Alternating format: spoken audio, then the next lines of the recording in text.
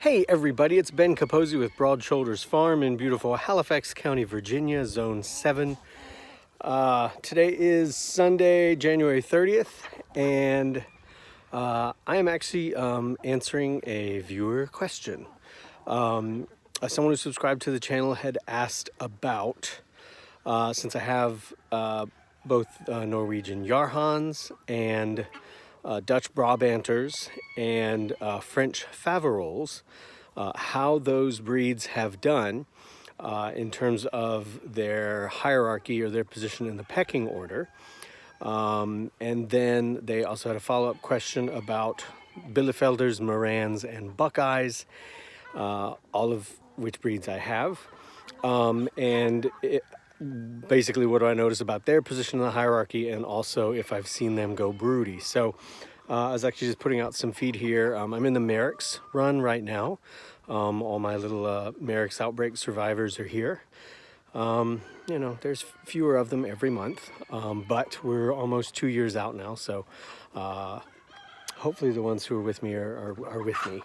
But anyhow, let me flip the camera around because I was actually checking on a couple of my Faverolles, so it made me think that now's as good a time as any to respond to this question. So I'll flip the camera around and we'll see where we go. So I left the feed can open while I'm in here feeding everyone, and as you can see, there's a French Faverolles right there on the right. There's a splash Maran coming out on that side. My experience with the Faverolles, here comes one, hi baby, is that they are low on the totem pole, but a favorite among the roosters. I haven't yet figured out what roosters think makes for an attractive chicken. But the Faverolles, I don't know if they like the fluffy feet or the big butts or what, but roosters seem to like them. I think they're great. I've never had one that's been super cuddly, and I've gotten them from Ideal and McMurray. But they're great, quiet, sweet little birds. They're fantastic winter layers. They lay a nice cream-colored egg. That's one of the reasons why I got them. I only have heritage breeds, so you're not going to find like sex links or anything in here, unless they were sent like accidentally, or there's like my free chick. But so yeah, the Faverolles tend to be lower on the totem pole, but they seem to get along just fine. I think that they probably are prone to being bullied, so depending on your flock makeup, your mileage may vary with them, but I've had them since I started, and I'm up to about 60 some breeds, and I've always had Faverolles in my mixed flocks. Probably the first one who I really liked and lost was Vivienne. She was almost lost by a hawk the first time, but she was taken like a year later by a hawk. But Victor, my little wry-tailed Marans rooster, saved her and Patch from a hawk attack. Anyhow, sorry, that's not what you asked about. The Bielefelders, I think, tend to be fairly high up on the totem pole. I haven't noticed them being super bullies. I don't have a lot of, I guess, what you would consider like the really aggressive breeds. Like I barely have any leghorns, and actually I may not have any now after the Marans flock kind of wiped out. I got infusion of some of the silver leghorns from McMurray, and I really like them. They're actually the gentlest leghorns I'd seen, but I think leghorns tend to be kind of aggressive, so they might be some bullies. But the Bielefelders are fairly high up on the totem pole. They're great winter layers. I have seen them in the nest box a few times being kind of broody, but not as remarkable as, say, honestly, the best broody breeds I've ever seen are bantams. My little bantams in the bantam run over there are little brooding machines. I've seen a bantam, a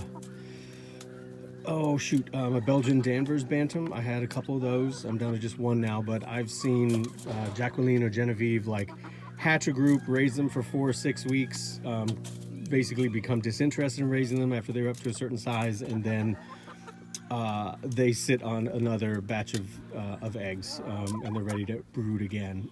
Bantams make great moms, great brooders. In fact, I do hope to hatch planned matings, eggs from planned mating some this year, so hopefully I will be using my bantams to hatch them out. But Marans, I think, tend to also be fairly high on the pecking order, but I've rarely seen them being bullied. The roosters are gentle.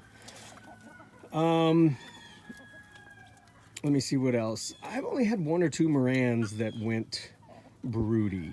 And Marans probably make up the largest single breed in the whole farm. I've probably got, I don't know, somewhere between 10 and 20 Marans if we count roosters. But they seem to have done okay. Buckeyes tend to be bossy. I don't see them actively picking on other hens, but they definitely seem to make it known that, you know, they're coming through and they've got their thing that they're doing. So Jaerhons, Norwegian Jaerhons. I think we have one here in the Merrick's flock. There she is. Hi, baby. I love Jaerhons. I probably want to do a separate video just on kind of neglected or unusual breeds that I think people would really get a kick out of. But the Jaerhons are fantastic. I think, again, they're probably fairly low on the totem pole. But, you know, I mean, I don't see them getting beat up. I mean, she looks great. The Jaerhon roosters are, I've had 1, 2, 3, I'm down to 2, and they are skittish. And I have seen them being bullied by other roosters. I think if you had an all Jaerhon flock, or if you had maybe a flock of mixed, let's say, sort of a docile, more docile breeds, I think a Jaerhon rooster would be great. But the hens are fantastic. Hi, baby. I think they're sweet. They don't mind being picked up. They're capable of flying pretty well, but they don't usually. Like, I haven't had to spend a lot of time like running off chasing Jaerhons. So, big fan of Jaerhons. And let me see, I don't have any Brabanters in this group, so I'll move on to another group and we'll continue the conversation there. So, Brabanters. Hi, baby. This is Lottie. She has been with us, gosh, maybe since fall 2018. No later than spring 2019. Lottie's a Brabanter. She is fantastic. I love this bird. She'll let you pick her up. She'll hang out on your shoulder. She loves treats. My experience with the Brabanters is that they are very gentle. The Brabanter roos that I had, I got some from Ideal. All my Brabanters are from Ideal. Lincoln, who I got, was gorgeous, but he was taken by the bobcat, along with a lot of the other Brabanter roos I have. Lottie is a golden Brabanter. Ideal also has them available in silver, and the new laying flock, which is over there in the greenhouse and out and about, has some silver Brabanters in there. Sorry, what I was going to say about Lincoln, there's a silver Brabanter. What I was going to say about Lincoln is he was kind of aggressive, which surprised me as a roo. He liked to fight with me, but he was so little that it didn't really, you know, bother me. We easily came to an understanding. But I love the Brabanters. I think they're probably somewhat lower on the totem pole. They are definitely favorites of the roosters. I don't know if that puts them higher up or what. So favorites of the roos, but I certainly never see them bossing anybody around. I think they're more likely to be bossed around. But yeah, they are super sweet. I'm a huge fan of Brabanters. And Buckeyes, let's go to one more group and we'll finish this. Okay, so these chestnut colored girls here, and there, that are kind of stocky. These are Buckeyes. One of my favorite breeds, very underappreciated. I like their very thick heads and their heavy brow. They are excellent layers, pretty much year round. I have seen them go broody once or twice, and I would say that they are fairly high up on the totem pole. Again, I don't see them being bullies, but they certainly don't get bullied. I had a Buckeye rooster in this group when they were chicks, but I lost him. So I can't say much of anything about the Buckeyes as roosters, but the hens are great. There is a silver Brabanter, absolutely beautiful. She's doing fine here. There is one of the Jaerhons in this new group. It's funny, before the, hey baby, I don't know why her tail is down. Before the Marans outbreak, I was actually working on a Nordic breeds group that was going to have Jaerhons and Jaerhons and Dutch Brabanters and a couple others. Hi, Tim. Hey, buddy. What a good, sweet boy. There's another Brabanter, or maybe the same one we were looking at earlier. There's another Jaerhon. Oh, I need to put a saddle on that girl. Okay. Tim, did you do that? But yeah, longtime channel viewers know that I used to have them all broken up into like American and English speaking groups. And then I had Mediterranean and Pacific Rim groups, and they were all kind of grouped together by class or region. They're all kind of mixed up again now, but I hope that answers your questions. Can't tell if that's a Maran. Nope, that is an Iowa Blue. The Marans tend to be closer to the top of the pecking order, I would say. Again, I don't see them being bullies, but you know, they're just very French. They're aristocratic without being ugly about it. Oops, sorry. Hey, little crevicores, beautiful, beautiful endangered breed. Right now, this group is cleaning out a future tomato patch, so they're in here foraging. All right, I think I answered all the questions. We hit Bielefelders, we hit Marans, we hit Brabanters, we hit Jaerhons, we hit Buckeyes.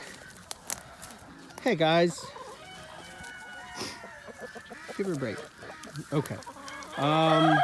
All right, if you folks found this helpful, I hope you did. Questions, comments, concerns, helpful critique, always welcome. You can follow more of our adventures here on the farm with the flocks at Broad Shoulders Farm on Facebook and Instagram. And it's pretty much about to be chick season here, so I do have some other videos, some upcoming videos planned to talk about breeds. If you have questions about other breeds that I have or breeds you're interested in, feel free to ask away. I'm up to, I think, about 60 breeds. I know at one point in time I had 63, and then we had the Marans outbreak, so it's taken a while to build it back. And I really want to know why her little tail is down. So I'm going to check out my little Jaerhon here and see what's what.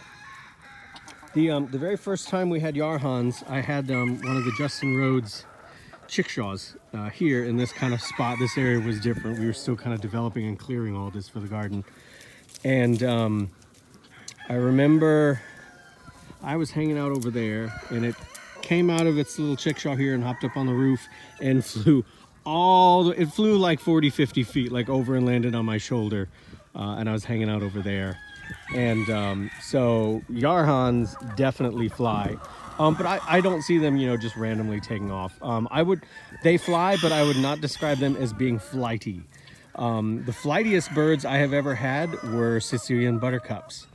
And they're actually my least favorite breed. But anyhow, that's that. All right, I will talk to y'all later. Wherever you are, I hope that you are happy and well. And same goes for all those you love and care for. Talk to you later. Say bye, Reinhard. Reinhard says, auf Wiedersehen.